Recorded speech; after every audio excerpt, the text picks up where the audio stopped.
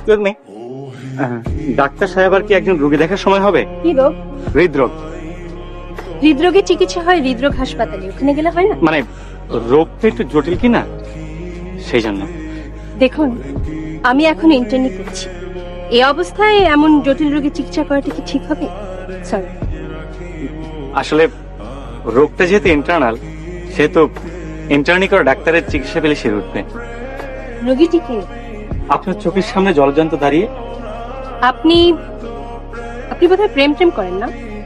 জি, মনে হয় করি, কিন্তু ঠিক বুঝতে পারি না। কেন বুঝতে পারেন না কেন? মানে যার সঙ্গে করি সে ডাক্তার, তো মানে প্রায় ডাক্তার, হয় সে আমাকে বুঝতে পারে না অথবা বুঝতে দেয় না।